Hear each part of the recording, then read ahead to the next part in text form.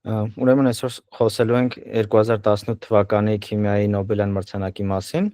որը ստացել են 3 գիտնականներ՝ Ֆրանսիս Արնոլդը, Ջորջ Սմիթը ու Սիր Գրեգորի Վինթերը։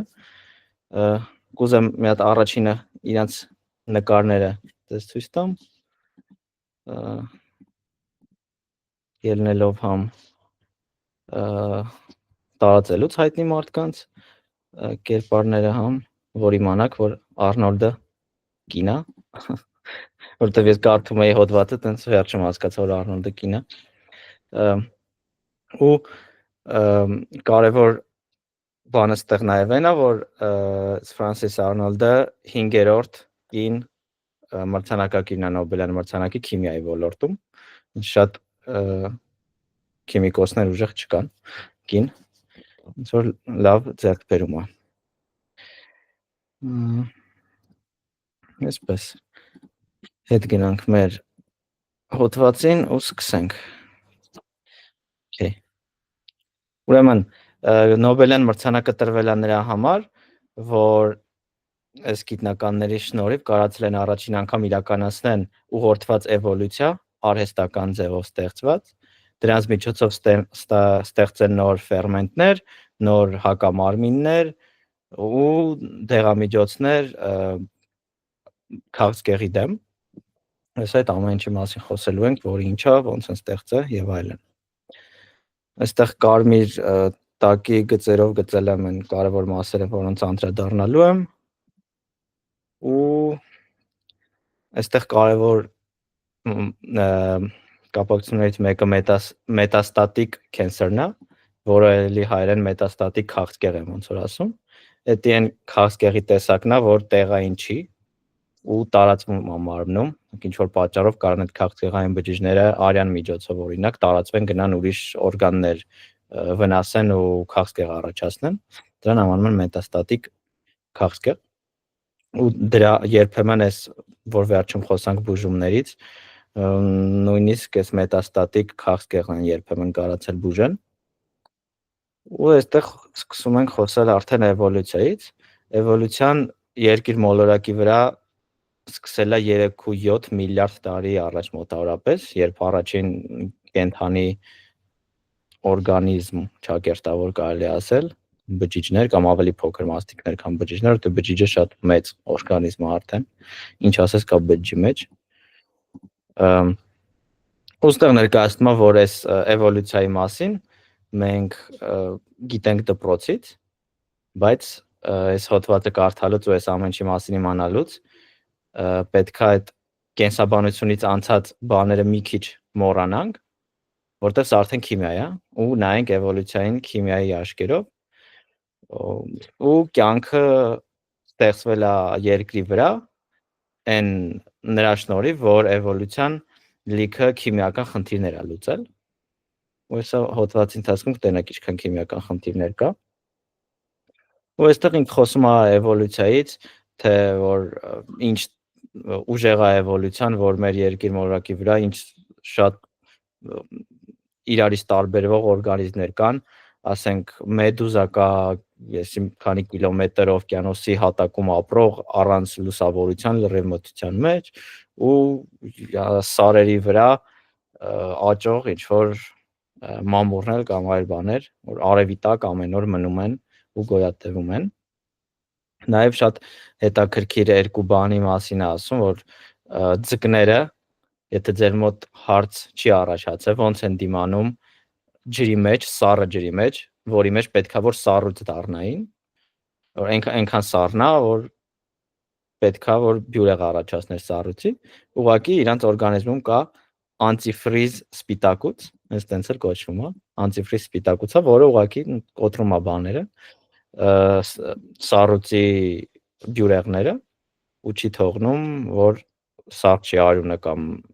իրենց մաշկի վրայի ջուրը, բջիջների ջուրը եւ այլն։ Ինչ որ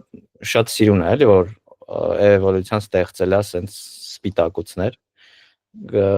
Հա, չեմ բացեմ մոտս, բայց հետո կարող գրեք, որ antifreeze protein գրեք, նկարները կտեսնեք ինտերնետում։ Ու նաև հետաքրքիր է, որ օրգանիզմներ կան ջրի տակ քարերին են կպած, որ հարց կարողանա ոնց են քարին կպնում, ու տենց իրանք էլ բան ունեն, էլի molecular glue-ներ, որը մոլեկուլային սոսինձ է, sense ասած, որը կպցնում է երկու բան իրար, ու տենց էլի տենց մոլեկուլներ են ստեղծել իրանց օրգանիզմում, որ կարան քարերին կպնեն, եւ տենց բաներ։ Ոստեղ շատ կարճ էլի նկարագրում է բանը, էվոլյուցիան ով չգիտի, երկու բառով ասեմ ոնց է աշխատում, դու ունես օրգանիզմ, ով ունի ԴՆԹ, ու այդ օրգանիզմը ապրում է, ոնց որ չգանք այն ամենասկզբից որտեղից բա այդ առաջին ԴՆԹ-ն եւ այլն, այդ ոնց որ դժվար երկար պատմություններ է, ու ենթադրենք ինչ որ ստադիա ունենք, ինչ որ կենթանի օրգանիզմը արդեն որ կարում է գոյատևի, ունի ԴՆԹ, ինքը հաջորդ սերունդ տալուց իր ԴՆԹ-ն շատ փոքր մուտացիայի է ենթարկվում, փոխվում է լրիվ պատահական, ինչ որ պատահական ամինաթթու իր մեջ, ամինաթթու նուկլեինաթթու փոխվում է շատ պատահական, այն բանը, որտեղ չի կարա օրգանիզմը 100%-անոց ճշգրիտ ամեն ինչ ոնց որ սենց կոպի անի ու նոր օրգանիզմին տա, ոնց որ փորձում է մաքսիմում ճշգրիտ անի, բայց երբեմն ինչ որ սխալներ ա լինում, ոնց որ ասում ենք մարդ ենք, սխալվում ենք, իրաց մոտ էլա տենց, որը պատմա վատ չի, լավ է, որովհետև պատկերացրեք, եթե ունենաս դու մի օրգանիզմ, որը նույն ԴՆԹ-ն է տալիս իր հաջորդ սերունդին, լրիվ իր նույն կերպարն է լինում, այդ տեսակները չեն գոյատևելու, որտեղ շրջակա միջավայրը փոխվում է։ Ամեն ինչ շրջակայում փոխվում է, ու եթե սերունդները գնալով չփոխվեն, նույն բանը մնա, ինչ որ պահա գալու, որ այլ չեն կարողանալու գոյատևեն, վերանալու են։ Դրա համար փոքր փոփոխությունները բերում են նոր տեսակի օրգանիզմների, նոր տեսակներ այլի շատ ճոխ ասած, որտեղ ցենց համարյա ոչի բանով չեն տարբերվում նախորդը հաջորդից, դեռ շատ քիչ բան է փոփոխվում։ Ու ինչ է լինում հետո, ոնց որ 10 հատ երեխա է լինում ենթադրենք, ամեն մեկի մեջ ինչ որ տարբեր մուտացիաներ, որոնք գոյատևում են, որոնք չեն գոյատևում, շատ պարզ, ու գոյատևողները ավելի լավ ԴՆԹ են կոպիտ ասած ունենում, որը ավելի լավ է դիմակայում այդ միջավայրում, հետո նույնը ինքը իր հաջորդ սերնդին ինչ որ մուտացիաներ տալիս, որը երբեմն լավ է, երբեմն վատ է, երբ որ վատ է, չեն գոյատևում, վերանում են, երբ որ լավ է, շատ լավ։ Ու նաև երկրորդ փուլը էվոլյուցիայի այն է, որ մի հոգին իր ԴՆԹ-ն չի տալի հաջորդ սերունդին, այլ ոնց որ երկու առանձնյակ են լինում, ու ոնց որ այդ արդեն սեռական բազմացման տարբերակն է, էլի, որ երկու հատ գեն է իրար խառնվում, ու այն դեպքերում, երբ որ լավ խառնուրդ է լինում, այտենց լավ օրգանիզմներ են ստեղծվում, երբ որ չէ։ Ու այդ ավելի արագացնում էլի իրականում էվոլյուցիան, երբ որ մի ԴՆԹ 1000-ից 1 մուտացիա չի ենթարկվում, այլ տարբեր ԴՆԹ-ներ խառնվում են իրար, այտենց կարելի է ասել լիքը խառը բաներ է ստացվում էլի, որոնց մեջ հավանական է, որ ավելի հետաքրքիր լավ օրգանիզմներ կլինեն։ Առաջինը խոսում ենք Արնոլդի ստացած արած էքսպերիմենտների մասին։ Արնոլդի մասին պատմա, որ դեռ 1979 թվականին ինքը բան ա եղել, մեխանիկ ու այդ օդատիեզերական ինժեներ, ու այն ժամանակ Ամերիկայի Միացյալ Նահանգների բանը ուղղվածությունը այն ա եղել, որ իրանք պետքա արևային այդ էներգիա ստացող կայանները զարգացնեն, բարելավեն, ու մինչև 2000 թվականներ պետքա Ամերիկայի հոսանքի 20%-ը արևային կայաններից լինի, ու դրա համար Արնոլդը այդ ոլորտում էր աշխատում, արևային կայանների վրա էր աշխատում, բայց 1981 թվականի ընտրություններից հետո նախագահական Ամերիկայում լիքը բան փոխվեց, ու տենց ռազմավարությունը փոխվեց, արևային էներգիայից անցան ԴՆԹ տեխնոլոգիաներին, ու սկսեցին շատ ինվեստիցիա անել, ներդրում անել ԴՆԹ տեխնոլոգիաների մեջ։ Սրա մասին ոնց որ Նարեկի վերջին ոդքասթում էր լիք խոսում, թե ինչ ուժեղ ներդրում ա եղել, աշխարհի ամենա շակերտավոր շահութաբեր ներդրումն ա եղել ԴՆԹ ոլորտում Ամերիկայի արած։ Ու տենց, քանի որ փոխվեց ԴՆԹ ուղղությամբ, Արնոլդն էլ պետության ռազմավարության հետ մեկտեղ էլի գնաց ԴՆԹ աշխարհ հասկանալու ինչա դե կատարվում։ Ու այս Արնոլդի արած էքսպերիմենտները շատ կարևոր են նրա համար, որ մեր դասական քիմիան մի քիչ վատն է, որովհետև լիքը վատ նյութեր է իր մեջ պարունակում վնասակար, շատ ծանր լուծույթներ, ծանր մետաղներ, ուժեղ թթուներ եւ այլն, որը տենց այդքան էլ լավ չի ոչ մի բանի համար։ Ու Արնոլդը սկսեց աշխատել էնզիմների վրա։ Էնզիմը հայերեն ֆերմենտ է, որ նայում էի էտիմոլոգիան, ոնց որ անգլերենում էլ է ֆերմենտ եղել, անունը էս բանի մոլեկուլի, բայց ինչ որ հետո մի քիչ փոխվել, որտեղ ֆերմենտ նշանակում է խմորում, որ ինձ մի բան հունարենից եկող, բայց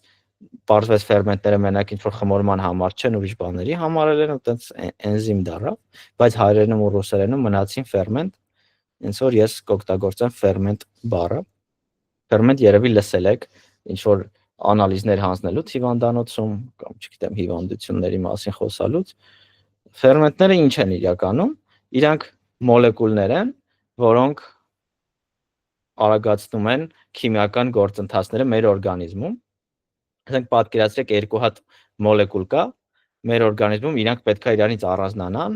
այդպես շատ երկար ժամանակ է պետք, որ իրանք ինչ որ պատճառով իրարից առանձնանան, փոխվեն իրարից։ Այս ֆերմենտները կարան գնան բռնեն իրանց, իրանք կիսեն, ոնց որ այդ ռեակցիան կիսվելու շատ միլիոնավոր անգամներ արագացնում են։ Օրինակ ամենահայտնի ֆերմենտը լակտազն է։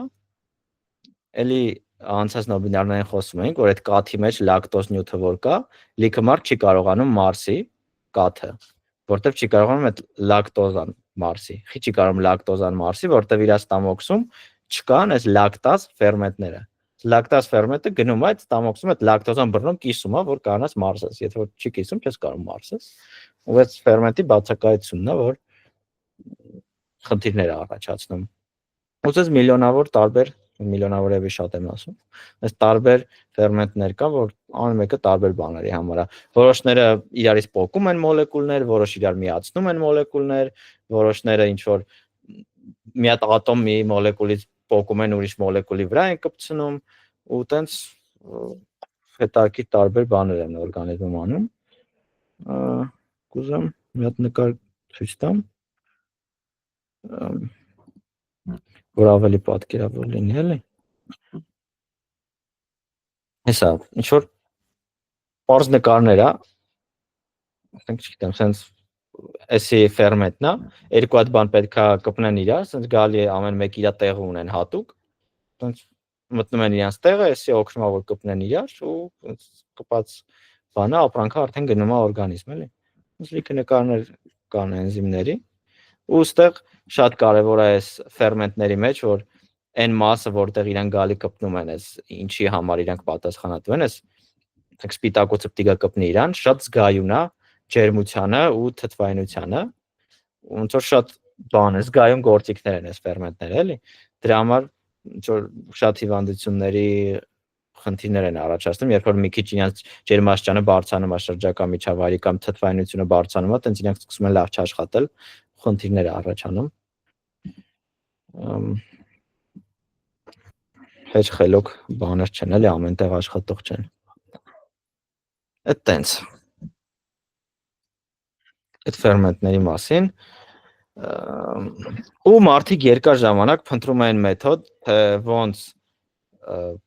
կարան նոր ֆերմենտներ ստեղծեն։ Այս ֆերմենտը իրականում հիմնականում ինչքան գիտեմ սպիտակուցներ են։ Սպիտակուցների մասին մեր նախորդ նոբինարներին խոսացել ենք, որ ամինաթթվի շղթա է, այդ թե ինչ ամինաթթուներ պետք է կպնեն իրար, DNT-ի մեջ է գրված։ DNT-ում փոքր հատված կա, տարբեր սպիտակուցների համար, այս հատվածում գրած է, որ այսինքն սպիտակոց պետք է տպես, այս ամինաթթուները իրար հետևից պետք է կպցնես։ Ու այդ DNT-ի հատվածներ են մարդիկ փորձում գտնել, թե որ DNT-ի հատվածը, որ բան ֆերմենտը արտադրելու համար է։ Ու հիմա հարցեր է առաջանում, թե օրինակ մի հատ DNT-ի հատված ունես, որը մի հատ ֆերմենտ է տպում։ Ոնց կարաս նենց անես, որ քո ուզած ֆերմենտը տպի։ Լիքը հարցեր է առաջանում, նախ ինչ ֆերմենտ պետք է լինի, որ իմ ուզածը անի, կամ օքեյ այդ ֆերմենտը իմացավ ինչ DNT պետք է լինի, որ այդ ֆերմենտն է տպում։ Ուսած լիքը հարցեր, որոնք մարդիկ տենց չեն կարողանում ոչ մի ձև լուծել, շատ անհասկանալի էր։ Ու տենց միջև հիմա էլ լիքը հարցեր անհասկանալի է։ Դրա համար Արնոլդը ասեց եկեք չխորանանք այդ ամեն ինչի մեջ, ժողովուրդ, չի լինում հասկանալ էլի։ Ոնց կարաս այդ հասկանաս, որտեղ որ պատկերացնեք հազարավոր ամինաթթուներ կարան լինեն մի ֆերմենտի մեջ, ու մի հատ ամինաթթուն, եթե փոխես մուտացիա անես, 20 հատ ամինաթթու կա, այդ 20 հատից մեկով պետք է փոխես որևէ մեկը, տենց մի հատ մուտացիայի դեպքում ելնում է մոտավորապես 6000 տարբեր, որ կարաս անես։ Երբ որ երկու հատ մուտացիա ես ուզում անես, լինում է ոնց որ մի քանի 100,000 տարբերակ։ Երբ որ 3 հատ մուտացիա ես ընդհանրապես ուզում անես, լինում է արդեն մի քանի միլիոն տարբերակ։ Չես կարող էլի բռնել ձեռով հերթով փոխողես մի քանի միլիոն հատ տարբերակ անես, որ ինչա 3 հատ ճիշտ մուտացիա գտնես, որը քո ուզած բանը կանի։ Ու Արնոլդը որոշեց, որ պետք է էվոլյուցիա անել։ Որ էվոլյուցիան, որ եկել ստացել է այսքան ֆերմենտներ, մենք էլ կարանք անենք ու ստանանք ավելի լավ ֆերմենտներ։ Ու հիմա ինքը վերստեց այս սուբտիլիզին անունով ֆերմենտը, ու այս ֆերմենտը աշխատում է ջրային լուծույթում, երբ որ ջրային լուծույթի մեջ ես գցում, ինչ պետք է ինքը անում է, բայց իրենց պետք էր նայել, որ S-մի նյութում աշխատի, դիմետիլոֆամինդ, դեմ, այդ ինչ նյութ է։ Համենայն դեպս ուզում էին դրա մեջ էլ որ աշխատի այս ֆերմենտը։ Ու ինչ արեցին, մի վարքյանեք նկարով երևի մի անգամից ցույց տամ։ Հեսա գտել են DNT-ի այն հատվածը, որը արտադրում է այս ֆերմենտը։ Այդ DNT-ի մեջ անում են պատահական մուտացիաներ, հատուկ տեխնոլոգիա կա, ոնց DNT-ի մեջ պատահական մուտացիաներ անես, ոնց որ իրան կլոն է անում, կոպի անում, մի քանի հատ մուտացիաներով մեջը, ու այս նկարում որ ստենում եք, նույն DNT-ն տարբեր մուտացիաներով սարքում են այդ տեխնոլոգիայով։ Ու այս տարբեր մուտացիաներով բաները ինչ են ասում, DNT-ները սկսում են արտադրել մուտացված ֆերմենտներ։ Ֆերմենտի մեջ տարբեր ամինաթթուներ փոխված են լինում, որտեղ DNT-ն էլ է փոխված։ Ու ամեն մի հատվածում ոնց որ մի տեսակի մուտացված ֆերմենտներն է։ Ու այս ֆերմենտները իրականում ազդում են կաթի վրա, ոնց դե գրած է, կաթի պրոտեինի վրա, որը կասեինն է։ Ու երբ որ ազդում են դրանց վրա, ինչ որ գույնը փոխվում է, այս մի բան։ Ուստը գալի տենում են, որոնց գույնն է փոխվել։ Այսինքն որոնք են սկսե այդ նյութում մի քիչ գոնե աշխատել։ Երբ որ տենում ես, ասենք 1000 հատ մուտացրած ֆերմենտներ ունես, որոնցից 5 հատը տենց այդ նյութում աշխատել են, վերցնում ես այդ 5 հատ մուտացվածը, մնացածը չես օգտագործում, ցում ես, ոնց որ բնությունն է անում, բնությունը ավելի դաժան է, սպանում է։ Մենք էլ ուղղակի չենք օգտագործում այն մուտացվածները, որոնք վատն էին, վերցնում ենք լավերը, ու նույն բանը անում ենք։ Նույն գալիս ենք այդ DNT-ները, որոնք գտնում ենք այն DNT-ները, որոնք այս ավելի լավերն էին, լավ ֆերմենտներն էին արտադրել, գալի դրանց վրա էլի մի քանի մուտացիաներ ենք անում, որոնք արտադրում են մուտացված նոր ֆերմենտներ, ու էլի գալիս ենք դնում ենք այդ թաղանցների վրա, տենում ենք որոնք են ավելի շատ գույնը փոխում, հետեւաբար այդ նյութի մեջ ավելի լավ են աշխատում, ու էլի վերցնում ենք լավագույնները։ Ու իհարկե ոչ մեկ չէր հավատում, որ այս կարա աշխատի, որովհետև ասենք այդքան միլիոնավոր մուտացիայի տարբերակ կա, էլի ոնց կարաս դու գտնես այս տարբերակով, բայց փաստացի էքսպերիմենտը լավ է գնացել, ու ընդամենը 3 generation հետո, 3 սերունդ հետո այդ նոր ստացած ֆերմենտը մուտացված 256 անգամ ավելի լավ է աշխատում այդ նյութում, քան այն ստանդարտ առաջին վերցած ֆերմենտը։ Ու ոնց որ այս առաջին ուղղորդված էվոլյուցիայի փորձն էր, որ ընդհանրապես մարդիկ արել էին։ Խի է կոչվում ուղղորդված, որտեղ դու ես որոշում ում սպանես, ճակերտավոր, ում վերցնես։ Բնության մեջ պարզ է, ոնց որ պետք է քեզ օրգանիզմ, ով գոյատևում է ու բազմանում է։ Այս բանում ուղղորդված էվոլյուցիայում դու ես որոշում, որ մեկին վեկալես, որ մեկին չվեկալես, ու քո ուզած ձևով է կոպիտ ասած, քո ուզած ուղղությամբ է էվոլյուցիան գնում։ Ըստը մի փոքր խնդիր կա, որ ես մտածում եմ այդ ուղղությամբ, բայց պատասխանը գտա հենց բան, այս գիտական հոդվածում կար, հեսա դրա նկարն էլ ցույց տամ, որ հասկանալի լինի։ Հարց էր առաջանում, օքեյ, եթե ես առաջին մուտացիան արեցի, բայց տենց այս նոր նյութում ոչ մի ձև էլի լավ չաշխատեցին, ինչքան վատ էին աշխատում, նույն ձև վատ աշխատեցին, որտեղ քիչ հավանական է, որ դու կընտրես այն մի մուտացիան, որը տենց մի քիչ լավացրեց այդ բանում քո աշխատելը։ Բայց դեպքում ոնց ես որոշել ում ընտրես, ինչ անես, տենց հարցեր առաջանում էլի։ Ու այս նկարը տեսա գիտական հոդվածում, որ X-երի առանցքը ստե, որ տեսնում եք, բանն է DNT-ի բանը, շղթայի փոփոխությունն է։ Այս ինչքան աճ ձախ ես գնում, այնքան DNT-ն փոփոխվում է, ասենց ասած։ Ու Y-ների բանը առանցքը ցույց է տալի, թե այդ քո նյութում ինչքան լավ է աշխատում այդ ֆերմենտը։ Ու այս ոնց որ կարմիր մասը այնա, որ չի աշխատում, կոպիտ ասած, այս ֆերմենտը քո այդ նյութում։ Հիմա այս ձախ նկարում այդ է ցույց տալի, որ եթե դու այս հատվածից սկսում ես, ու պետքա աճ ձախ գնաս մուտացիաներով, որ կողմ էլ գնաս, մեկը ոնց որ այս կանաչի մեջ չի մտնում, էլի չի աշխատելու այդ նյութում, ու դու չես կարալու գտնես այն մուտացիան, որը ամենալավն է։ Ու չես կարալու պրոստը էվոլյուցիա անես։ Բայց այս տարբերակում, երբ որ այս կանաչն ու կարմիրը հատում ունեն իրար հետ, այս տարբերակը գտնում ես, էլի, որ օքեյ, ինքը շատ չնչին փոփոխություն է, դեպի այս կողմ գնացող, էլի, այս կանաչը բարձրանում է շատ չնչին, բայց կարող ես տենաս, դրա համար իրանք շատ զգայուն բաներ են օգտագործել, էքսպերիմենտներ, որ այս շատ փոքր փոփոխությունները զգան, ու դրա համար այս առաջին քայլերը շատ դժվար։ Եթե ասենք կոպիտ ասած, եթե դու ուզում ես ինչ օրինակ բերեմ, վատ օրինակ բերեմ, կատուներ ստանաս, որոնք ասենք կարող են ջրի մեջ լողան,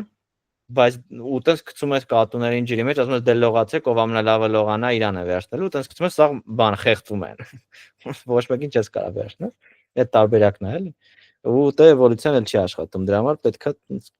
ինչ որ նենց էքսպերիմենտներ վերցնել, որ կարողանաս անցում կատարես կարմիրից կանաչ։ Դրա համար չես կարող ամեն ինչի բան էվոլյուցիա ստանաս, ամեն ինչից ուրիշ A բանից B ստանաս։ Պետք է այս հատումը կանաչի ու կարմիրի լինի։ Ու էսա երբեմն մարդկանց մոտ խնդիր առաջացնում էվոլյուցիային հավատալու ու չհավատալու, որտեղ արգումենտները հիմնականում որ բերում են, ասում են օրինակ ոնց կարա մարդու աչքը էվոլյուցիայից ստեղծված լինի, ասենք աչքը կամ կա կամ չկա, էլի, կիսատ աչք չի լինում, որ կիսատ աչքով են եղել, հետո քիչ-քիչ աչքը ընդհանուր աչք դառը, բայց իրականում ցույց է տրվում, որ ամեն դեպքում կա, որ գնում ես ամբողջ օրգանիզմներին նայում ես, բանի էվոլյուցիայի շղթայի, ոնց որ բարձից մինչև ցածր, տենում ես աչքի բոլոր տարբերակները, մի քիչ զգայուն աչք, մի քիչ թույլ աչք, ոչ զարգացած աչք, sense իջնում ես, թռչուններ, սողուններ, արդեն ինչ են ասում, միջատներ, մի քանի բջիջանոց կերպարներ ու տենում ես, որ հա իրանց աչքը քո աչքի նման չի, բայց աչքի ֆունկցիա անող ինչ որ բան ունեն, որը մի քիչ զարգանում է, ուրիշ կենթանու աչքի ֆունկցիա անող բան է ստացվում։ Կարծես էս հատումը գտնում են, էլի, կարմիրի ու կանաչի, թե ոնց մեկից կարա անցում կատարի մյուսը։ Բան չի, կտրված չի իրարից էս ամենը։ Այդ տենց հետ վերադառնանք մեր ուրա հոդվածին։ Դժվարանում եմ հայերեն բառերը գտնել, սա անգլերեն է։ Ասում էի արագացրել են էվոլյուցիան, այս երկրորդ տարբերակով, երբ որ նույն DNT-ն մուտացիայի չեն ենթարկում անընդհատ, այլ երկու DNT խառնում են իրար, շաֆլինգ են անում, ու ստանում են երկու DNT-ի խառնուրդ, որը ավելի արագ է էվոլյուցիա լինում, էլի։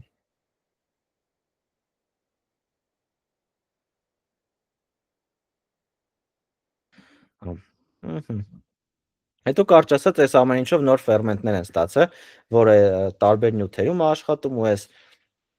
ամեն ինչը օգտագործվում է տարբեր արտադրությունների մեջ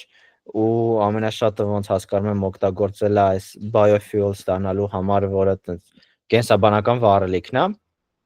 ասենք որ բույսերից ստանան վառելիք, որով ավտոմեքենան կարա շարժիչը աշխատացնի, ոչ թե նավթով կամ այլ բանով, որ դες բաներ կարելի բայոդիզել եւ այլն, որը քիչ է աղտոտում բնությունը եւ այլն։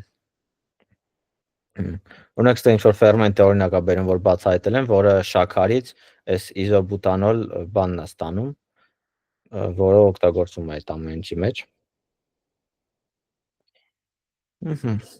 Դի Արնոլդի մասը մյուսը գալիս է մյուս երկու գիտնականների բացահայտումները էլի էվոլյուցիայի մեխանիզմը օգտագործելով, բայց իրանք արդեն այնց բաներ են արել, որը օգտագործվում է բժշկության մեջ ու այդ քաղցկեղի բուժման մեջ։ Ինչ են արել այս մյուս երկու գիտնականները։ Իրանք օգտագործել են բակտերիոֆագերը, որը կարճ ֆագ են ասում ուղղակի։ Ֆագերը այն վիրուսներն են, որոնք վարակում են բակտերիաներին։ Շատ խնդալու է։ Մենք ոնց որ մեր թշնամիներն ենք համարում բակտերիաներին ու վիրուսներին, բայց վիրուս կա, որը բակտերիաներին է վարակում, ու տես բակտերիաների հաշվին ապրում է։ Ու այս առաջին գիտնականը Ջորջ Սմիթը փորձել է այս ֆագերին օգտագործի, որպեսզի այն գործի մեջ որ կանան բանը գեները կլոնավորեն։ Ու մարդիկ այդ ժամանակ, երբ որ այս փորձերն են անում, DNT-ն մարդու դեռ տենց լավ ուսումնասիրված չէր, հասկանալի չէր ինչ կա DNT-ի մեջ եւ այլն, բայց գիտեին, որ DNT-ի մեջ կա գեներ, որ ամեն մի գենը պատասխանատու է ինչ որ սպիտակուցի արտադրման համար։ Դա գիտեին։ Ու գիտեին լիքը սպիտակուցներ, բայց չէին կարողանում գտնել թե որ գենը որ սպիտակուցի համար է, էլի, որ գենը պետք է հանես, որ այդ սպիտակուցը չարտադրվի կամ հակառակը։ Ու դրան էր ուղղված նաև այս փորձարկումները։ Այստեղ նկարով էլի երևի մի անգամ ուտանենք։ Ուրեմն, էսի մեր ֆագն է, իր մեջ իր DNT-ն է։ Այս ֆագ վիրուսները իրականում շատ པարզ են։ Իրանք DNT են, որոնք արտադրում են սպիտակուցներ իրան պաշտպանելու համար, ասենց մտնում են այդ սպիտակուցի մեջ, իր ոնց որ մարմինն է դառնում ու վերջ։ Այսքան բան։ Այս վիրուսը, որը մտնում է բակտերիայի մեջ, իր DNT-ն ներարկում է ու այդ բակտերիան սկսում է այդ վիրուսից էլի արտադրել։ Այս է այս վիրուսը։ Ինչպես մնացած բոլոր վիրուսները մտնում են ինչ-որ բան է, էլի, ինքնանպատակ բան է։ DNT-ը է պաշտպանված, որը գնում մտնում է ինչ-որ օրգանիզմի մեջ, իր DNT-ն է սրսկում ու այդ օրգանիզմը սկսում է իրանից արտադրել։ Շատ բարձ վիրուսային քայլ։ Հիմա այս գիտնականները ինչ են արել։ Ստե հատված կա գենի, որ արտադրում է իրանց այս պոչիկը, որով իրանք ինչ որ տեղերի են կպնում։ Իրանք վեկալել դրա մեջ ավելացրել են մի հատ գենի մաս, որը ինչ որ սպիտակուց է արտադրելու ու ոնց տենում եք, ստե արտադրել է, այսպես մի հատ կարմիր ոնց որ այս սպիտակուցներին, էս էլ է սպիտակուց էլի, կպցրել է այս կարմիր սպիտակուց, որտեղ ավելացրել են այդ սպիտակուցի գենը։ Ու ինչ են արել այսքանով, մեր օրգանիզմում կա հակամարմիններ։ Էլի ինչ որ մեծ թեմա է բացվում հակամարմինների, թե ինչ են հակամարմինները, երկու բառով ասեմ, որտեղ շարունակության մեջ ենք հակամարմիններից խոսալու, հակամարմիններով են բուժել քաղցկեղի ինչ որ տեսակներ։ Հակամարմինները sense Y-ի նման սպիտակուցներ են, էլի, որ sense երկու հատ գլխիկ ունեն, ու հակամարմինների ամենաուժեղ կողմերն է, որ իրանց այս գլխիկը ընդհանրապես շատ յուրահատուկ սպիտակուցների է կպնում։ Ամեն սպիտակուցի չի կպնում, էլի, ինչ որ մի հատ սպիտակուց կա, որ ինքը գրում կպնում է։ Ամեն մի հակամարմինը ոնց որ իր սպիտակուցը ունի, էլի, ասենց ասած, որին կպնելու է։ Ու մեր բանում ոնց են ասում, ոսկրածուծի մեջ արտադրվում է, ինչքան գիտեմ, ոսկրածուծի մեջ արտադրվում են հակամարմինները։ Այնտեղ տարբերակ կա, մեխանիզմ կա, որ հակամարմինները արտադրում պատահական գլխիկներով։ Պատահական ինչ պատահի արտադրում է, էլի, որ ոնց որ ամեն մի գլխիկով հակամարմինը ինչ որ սպիտակուցիա կպնելու, ինքը ամեն ինչից արտադրում է պատահական։ Ինչ հնարավոր է արտադրում է։ Բայց մի հատ ֆիլտր է դնում, որ այն հակամարմինները, որոնք կպնում են մեր մարմնի ոնց որ նորմալ բջիջներին, մեր մարմնի սպիտակուցներին, իրենց վերացնում է, որ հանկարծ մեր մարմինը բան չանեն, չվերացնեն, էլի։ Ու մենակ բաց է թողում մեր օրգանիզմ նրանք, որոնք մեր մարմնին չեն կպնում, մեր մարմնի առողջ բջիջներին չեն կպնում։ Գնում կպնում են, ասենք վիրուսների բջիջներին, ուրիշ մարմինների բջիջներին, որոնք մեր օրգանիզմից չեն։ Ու մեր իմունային համակարգը մեխանիզմ ունի, որ հենց տենում է ինչ որ հակամարմին կպել է ինչ որ մի բանի, ում կպել է գնում վերացնում է դրան, էլի, հասկանում է, որ էսի մեր օրգանիզմից չի։ Այսինքն հակամարմինը հենց ինչ որ բանի կպավ, այդ բանը մեր մարմնից չի, պետքա վերացնեն։ Ու այստեղ առաջանում է աուտոիմուն հիվանդությունները, եթե լսել եք, երբ որ պատահական այդ ֆիլտրով անցնում է հակամարմին, որը կպնում է մեր օրգանիզմի ինչ որ տեղին, ու մեր օրգանիզմի իմունային համակարգը սկսում է մեր օրգանիզմին վերացնել, մեր օրգանիզմի ինչ որ մասին էլի, որտեղ կպել է հակամարմինը, ու դες լուրջ հիվանդություններ է առաջանում էլի։ Էսի հակամարմինների մասին, հա, ու մեր օրգանիզմը մեկ էլ բան ունի, հիշողություն ունի հակամարմինների, որ երբ որ իմունային համակարգը տենում է, որ ինչ որ հակամարմին կպել է, ոչ միայն վերացնում է դրան այդ մարմին, այլ նաև հիշում է այս որ հակամարմիններ ու հիշողության մեջ պահում է, որ sense հակամարմինա պետք է արտադրել, երբ որ խնդիրներ առաջանա։ Ու հենց դրա համար է վակցինաները։ Որ վակցինա էս անում, որ հակամարմինը կպնում է, օրգանիզմը ճոկում է, հա, այս հակամարմինը ուրեմն լավն է, ինչ որ վիրուսի դեմ է, հիշողության մեջ պահում է։ Ու երբ որ այդ բանին այդ հիվանդությունից էլի ինգրես, մի անգամից այդ հակամարմիններից ինքը արտադրելու է, էլի, էլ չի նստելու սպասի թե պատահական հակամարմիններից որ մեկը կկպնի, որ հասկանան որ մեկն է ամենալավ։ Ամբողջ մեր օրգանիզմը կպնելու վրա է, էլի։ Ինչ որ կամ կպնում են, կամ չեն կպնում։ Ինչ որ ու տարբեր սպիտակուցներ իրար կպնում են, տարբերները չեն կպնում, այն որ հիշեք իմ ցույց տված վիդեոները DNT-ի կտրելու մասին, ոնց է DNT-ն կտրում։ Սպիտակուցներ են գալի կպնում են, իրար չեն կպնում, որոնք կպնում են, կտրում են եւ այլն, սա կպնել չկպնելու հաշիվ է, էլի։ Ու դրա համար է ասում, որ էվոլյուցիան որ քիմիայի խնդիրներ է լուծել, որտեղ այդ կպնել չկպնելը քիմիայից է կախված, էլի, ինչ ատոմներ են դե կլինեն, ինչ նյութից կազմված կլինի եւ այլն, որ մի ամինաթթուն կլինի, տարբեր ամինաթթուները իրար կպնում են, տարբերներ չեն կպնում, ու դες պետքա քիմիա անես, որ գտնես իրար կպնողներին ու չկպնողներին, էլի։ Կարճ ասած, իրանք sense գենը փոխել են, մի հատ նոր բան են ավելացրել այստեղ ու ինչի համար են էս արել։ Իրանք փորձում են գտնել թե այս հակամարմինը այս հակամարմինը որ մի սպիտակուցին բռնում է, այդ սպիտակուցի DNT-ն որն է։ Եվ պատկերացրեք վերցրել են մի հատ տարա, տարայի պատերին կպցրել են այս հակամարմինները ու լիքը այս ֆագերից են վերցրել, լիքը պատահական DNT-ի հատվածներ են դրել այս մեջտեղը, որոնք տպելու է ֆագեր, որոնց վրա պատահական այս սպիտակուցներից է, պատահական տեսքի սպիտակուցներ։ Ու դες լիքը լցնում են այդ տարայի մեջ։ Այն տարբերակները, որոնց վրա այս ձևի սպիտակուցն է, գալու է կպնի այս հակամարմնին։ Ու այդ տարան հետո լվանում են, չակերտավոր եմ ասում, էլի, բառից բուն իմաստով չեն լվանում։ Լվանում են ու մնում է տարայի մեջ մենակ այն ֆագերը, որոնք կպել են հակամարմիններին, որոնք չեն կպել, մաքրվում գնում են։ Ինչ է ստացվում, դու պատերի վրա ստանում ես այն ֆագերին, որոնք արտադրել են այն սպիտակուցը, որը կպնում է հակամարմնին։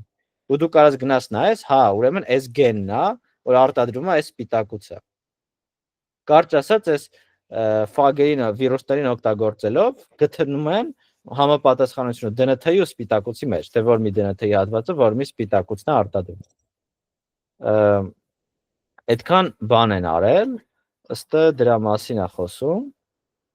Ոչ մի բան չեմ նշել, հավանաբար ասելու բան չկա։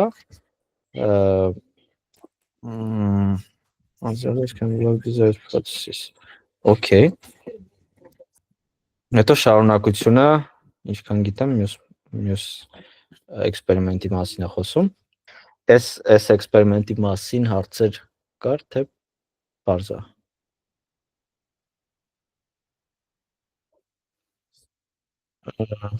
Հանյա ջան։ Այստեղ մի հատ հարց կապված ֆերմենտների հետ։ Դե ֆերմենտները արագացնում են, չէ՞, ռեակցիաները, գործընթացները։ Արդյոք դրա արդյունքում իրենք որևէ փոփոխության ենթարկվում են կամ օրինակ ինչ-որ բան վատ է ազդում իրենց վրա, թե իրանք ոնց կան, տենց էլ մնում են։ Ֆերմենտները հենց, հա։ Հա, ֆերմենտները։ Ֆերմենտները ոնց կա մնում են, ոնց որ էտա լավը, որ իրենք մի անգամ չեն աշխատում, նես չի։ Եկավ, ասենք մի հատ լակտոզա կիսեց, ինքը գնաց, վերացավ, չէ։ Ինքը գնում է լակտոզային այդ լակտոզային բռնում է, կիսում է, բացա թողում ու գնում է իր գործը շարունակում է նույն ձև բնալով։ Ու այդ է ասում, որ ֆերմենտի տեսքը շատ կարևոր է։ Եթե ինքը մի քիչ էլ իր տեսքը փոխի, ինքը չի կարողանալու ճիշտ գործողություն անի։ Ու իր տեսքը մի քիչ փոփոխվում է ջերմությունից ելնելով, թթվայնությունից ելնելով ու ինքը սկսում է վատ աշխատել, չի աշխատում, որը խնդիրներ է առաջանում, բայց իդեալական տարբերակում ինքը պետք է մնա նույն ձևի։ Իհարկե դե բաներ կա, տարբեր կոֆերմենտներ կա, որ ասենք պատկերացրու պետք է այս գա կպնի ստե այդ ֆերմենտի վրա, բայց արանքում բաց տեղ է մնում։ Դրա համար այդ պստիկ բան կա, որ գալի այդ արանքն է մտնում, ոնց որ փակում է այդ տեղը, էլի։ Ոնց ինչ-որ բան կա, որ կա տիգա կպնի ֆերմենտի, որ այդ ֆերմենտը սկսի աշխատել։ Ոնց տարբեր խառը այդքան էլ հեշտ չի ամեն ինչ, լիքը դե բաներ կա, որ պետք է իրար կպնեն, պետք է էսի գա սրան բռնի, որ ինքը սկսի աշխատել, ոնց էս մեխանիզմներ կա, բայց նույն ձև են, ինքը նույն տեսքով է մնում, էլի։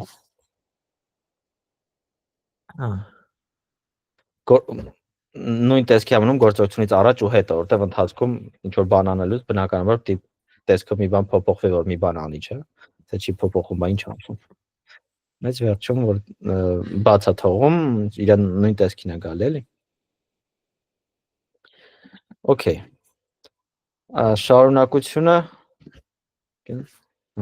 Շարունակությունը բանի մասին է։ Մեր լիմֆատիկ համակարգի մասին, որը ապշային համակարգն է հայերեն, որը արտադրում է ետիմ ասած հակամարմինները ու ստեղ հա, իրենց հաջորդ հույսերն էր, որ այս ամեն ինչով իրանք կկարողանան արտադրել նոր հակամարմիններ, բայց ըստ հարց է առաջանում, էլի ոնց պետք է իմանաս այդ հակամարմնի մեջ որ մի բանը պետք է ԴՆԹ-ի մեջ որ մի բանը պետք է փոխես, որ հակամարմինը մի քիչ ուրիշ ձև արտադրի, որ այդ նոր հակամարմինը գա կպնի քո ուզած սպիտակուցին։ Էլի շատ բարդ հարց է դες առաջանում, ու մարդիկ փորձում էին բան անել մկների ինչ որ հակամարմիններ օգտագործել քաղցկեղի բուժման համար, բայց խնդիր էր առաջանում, որտեղ ասենք մկան հակամարմինը մեր օրգանիզմում ճանաչվում էր որպես բան օտար օրգանիզմ ու վերածվում էր ու լավ չէր աշխատում։ Դրա համար պետք էր ավելի լավ բան գտնել։ Ու այս մեր երրորդ Նոբելյան մրցանակակիրը Winter-ը ինչ է անում, ունենում է այս FOX մոլեկուլը, որին պետք է վերացնի։ FOX մոլեկուլ ունենք, պետք է մի հատ նենց հակամարմին գտնենք, որը գալի կպնում է այս FOX-ին։ Ինչ անել։ Դե նույն են նախորդ մեխանիզմն է անում։ Էսա։ Ուրեմն այս ֆագերը որ կային, ֆագի մեջ գտնում է այն հատվածը ԴՆԹ-ի, որը այս բանն է։ Վերևի հատվածն է բանանում։ Այս վերևի սպիտակուցն է տպում։ Այդ մասը հանում են ու տեղը դնում են այն մասը, որը սարքում է հակամարմնի գլխիկ։ Ոնց որ այս հակամարմինն է, սա հակամարմինն է, հակամարմինը այս գլխիկներն է, որոնք կպնում են մեր սպիտակուցներին, որոնք մեր թշնամիներն են։ Ու իրեն գտել են մեթոդ, որ ԴՆԹ-ի մեջ նենց հատված փոխեն, որ այս ֆագի, այս վիրուսի գլխամասը դառնա այս հակամարմնի գլխամասից, էլի։ Ու այս ֆագը արդեն կարող է կպնի ինչ որ սպիտակուցի։ Ու ինչ են անում։ Այս ԴՆԹ-ները էլի պատահական մի հատ մեծ իրանք բան ունեն, գրադարան ունեն ԴՆԹ-ների, որոնք տարբեր գլխիկներ են գեներացնում։ Ու sense լիքը ֆագը միլիոնավոր վիրուսներ են sense վեկալում, իրենց ԴՆԹ-ի այս հատվածները փոխում են, ստացվում է վիրուսներ, որոնք ունեն տարբեր գլխիկներ, ու էլի այդ նույն իմաստով տարայի մեթոդով լցնում են տարայի մեջ, տարայի պատերին նենց բաներ են, այդ սպիտակուցները բռնող հատվածներ են դնում, ասենք այդ սպիտակուցի գլխիկն է, որին պետք է գա կպնի։ Ու այն ֆագերը, որոնք բան են, լավն են ու գալու են կպնեն այս սպիտակուցին, կպնում են։ Որոնք չեն կպնում, չեն կպնում։ Ու սկսում են էվոլյուցիայի process-ը։ Որոնք չեն կպնում, լվանում, մաքրվում, գնում են, որոնք կպնում են, մնում են։ Երբ որ մնում են, նոր մուտացիաներ են կանում։ Ստանում է երկրորդ generation-ը, սերունդը, second generation, որի գլխիկները արդեն մի քիչ փոփոխված է, որտեղ մի քանի մուտացիաներ են կանում այդ գեների մեջ։ Ու էլի գալի նույն process-ը իրականացնում ենք, անցկացնում ենք, տենում ենք ամենալավերին բռնում ենք, թե որոնք լավ կպնում են այս բաներին, սպիտակուցներին։ Ու դա էվոլյուցիան գնում է։ Ու ոնց տենում եք, ինչ որ sense վիզուալներ արած, որ ասենք sense տեսք պետք է ունենա, որ կպնի։ Երրորդ generation-ից հետո արդեն ինչ որ շատ նման է լինում ու լավ աշխատում են։ Ու այստեղ արդեն խոսում է, որ այս միջոցով գտել են լիքը հակամարմիններ տարբեր հիվանդությունների համար, ու երբ որ այս առաջին փորձը լավ եղավ ստացվեց, Greg Winter-ը իր անկերությունը ստեղծեց դեղեր ստեղծելու համար, ու ստեղծեցին adalimumab դեղը, այստեղ կարող է լսած լինեք, որը քաղցկեղի դեմ է, ինչքան գիտեմ, չէ, եկան։ Ագրած չի դրա մասին։ Դերշում հավանաբար քաղցկեղի դեղը, ոնց որ իմաստը այն է, որ դու ստեղծում ես հակամարմին, ունես քաղցկեղի բջիջ, այս էվոլյուցիան անում ես հակամարմինների վրա, միջև ինչ որ հակամարմին կպնի ես քաղցկեղի բջջին ու ստանում ես հակամարմին, որը կպնում է քաղցկեղի բջջի, ու դու կարաս այդ մարդուն sense ներարկես, ու այդ մարդը արդեն կունենա այն հակամարմինները, որոնք քաղցկեղի դեմ են։ Ու քաղցկեղը իհարկե ստե մեծ հասկացողություն է, որտեղ ստե TNF alpha պրոտեինի մասին է խոսքը գնում, որը տենց հիվանդություններ է առաջացնում, որը կարող լինի քաղցկեղ, կարող լինի ոնց ասում ավտոիմուն հիվանդություններ, ու ոնց որ պետք է այս սպիտակուցին վերացնել, ու ինքս ստեղծում ես հակամարմին, որը սպիտակուցին է վերացնում։ Ու նաև 2002 թվականին ոնց որ հաստատվել է, որ կարելի է մարդկանց վաճառել այս ամենը ու շուկա է մտել արդեն, սրանով երևի լսած կլինեք հիվանդությունները ռևմատիկ արտրիտ կամ պսորիազ, այդ պսորիազը մաշկի հիվանդություն է, որ քո իմունիտետը հարձակվում է քո մաշկի վրա ու մաշկը տենց ավիրում է, ու տենց դրա դեմ բաներ են օրինում։ Ու ստե նաև հետարքիր են, որ հակամարմինը կարող հակամարմին վերացնի։ Ոնց ասեցի ինձ, երբ որ մկան հակամարմին են ներարկում մարդու մեջ, մարդու հակամարմինները այդ մկան հակամարմինին ճանաչում են օտար օրգանիզմ ու վերացնում են, կպնում են իրանց ու իմունային համակարգը վերացնում է։ Նույնպես ստե, երբ որ քո օրգանիզմը պատահաբար նենց հակամարմինը հայտնվե, որը օրինակ կպնում է քո մազի բանին, ֆոլեկուլին, ու մազերը թափվում են, ասենք լիքը մարդ այդ խնդրից ունի, էլի ավտոիմուն հիվանդություն, որ մազերը ինչ որ հատվածում թափվում են, որտեղ գիտես որտեղից ինչ որ հակամարմին է հայտնվել, որը ճանաչել է այդ քո մազերը օտար մարմիններ ու իմունիտետը սկսել է վերացնել։ Հիմա դու գալի գտնում ես մի հատ հակամարմին, որ այդ հակամարմինն է ճանաչում օտար օրգանիզմ, ներարկում ես, ու քո օրգանիզմը այդ հակամարմին ճանաչում է օտար օրգանիզմ, վերացնում է, ու էլ չի թողում, որ ինքը վերացնի քեզ։ Ու sense հետարքի պատմություն ա լինում, էլի հակամարմինների պատերազմը սկսում։ Այդ տենց այսքանից հարցեր ունենք։ Պիտի որ լիքը հարցեր լինի։ Լիքը խառը բաներից խոսացինք։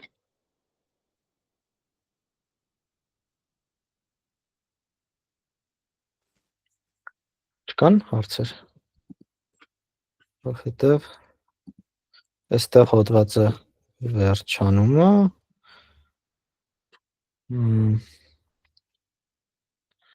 Դու sense շատ էմոցիոնալ գրած է, որ նոր քիմիայի դարաշրջան է գալի։ Հա, կարևոր բան հիշեցի ասելու։ Էսի 2018 թվականին է sense Նոբելյան մրցանակ ստացել, բայց շատ շուտ վայնց են այս ամենը սկսել անել,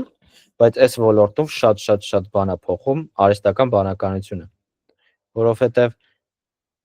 այս բարդ խնդիրը, որ տենց մարդու ուղեղի համար տրամ բան չի էլի, ոնց որ գծային չի, որ լուծես էլի, ասենք, այս DNT-ի, որ այս մի հատ նուկլեոտիդը փոխեմ, այս հիվանդությունը կբուժվի, տենց չի աշխատում, էլի, որտեղ ոնց լիքը շղթաճ է, չես կարող գուշակես, որ փողես ինչ կլինի։ Նույնը այն բանի խնդիրն էր, առաջին մեր նոբինարի խնդիրը։ Եթե ունես սպիտակուցի շղթան, գիտես բանը, որ մի ամինաթթուն, որից հետո է A, B, C, D, E, F եւ այլն իրար հետևից դրած ասենց, այդքան սիրուն չի, A, B, C եւ այլն, ասես գնում է։ Ոնց իմանաս 3D ինչ կառուցվածք է ընդունելու։ Շատ անհասկանալի խնդիր էր, որը ոչ մեկ չէր կարող լուծել, ու արհեստական բանականությունը եկավ լուծեց այդ AlphaFold մոդելը, որ տալիս է իրան շղթան, ինքը քեզ վերադարձնում է, թե 3D ինչ կառուցված կունենա այդ սպիտակուցը, շատ բարդ խնդիր է։ Նույնը ստեղ է առաջանում, արհեստական բանականությունը ճակերտավոր էվոլյուցիայի դերը տանում է։ Դու պետք չի դնես էվոլյուցիա անես, տենաս որոնք են ողջ մնում, որ հասկանաս որոնք են լավը։ Հիմա ոնց որ արհեստական բանականությունը հետողությամբ է գնում, որ գեներացնի օրինակ հակամարմիններ։ Դու 10 սպիտակուց ինքը գեներացնի քեզ հակամարմին, որը կպնում է միայն եւ միայն այդ սպիտակուցին։ Որտեվ դա էլ է կարևոր, եթե դու հակամարմին սարքես, որը ինչի ասած կպնում է, վարի է տալու օրգանիզմը, որտեվ ամեն ինչ վերացնելու է։ Դրա համար արհեստական բանականությունը շատ բան է փոխում ու դրա համար են ասում, որ արհեստական բանականությունը ամենաշատը այս biotechnology-ի վրա ազդելու, դեղերի հայտնագործման վրա ազդելու եւ այլն։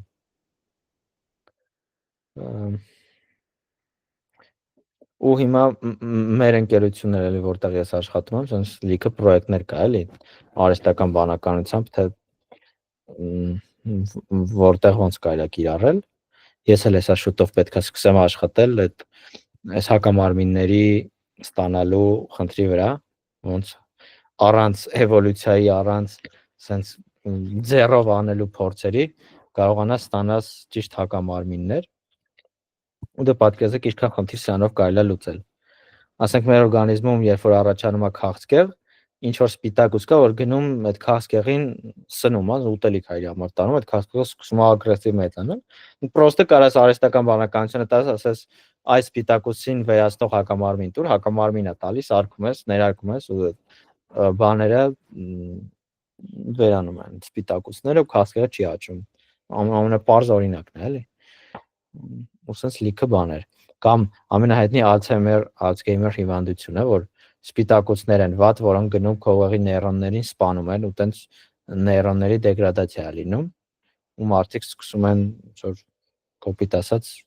հիմարանալ, հիշողություն կորցնել, խելացի չլինել եւ այլն, նեյրոնները բառից բուն իմաստով վերանում են, էլի։ Այդպես կարելի է պրոստը հակամարմին ներարկել, որը այդ վատ սպիտակուցներին գնում վերացնում է։ Այդքան բան։ Ինչ որ ինքը չի վերացնում, իմունային համակարգն է վերացնում, ինքն է ասում ում վերացնեն, էլի։ Տենց ոնց որ այս անգամ մի ժամվա մեջ տեղավորում ենք, եթե հարցեր չկան։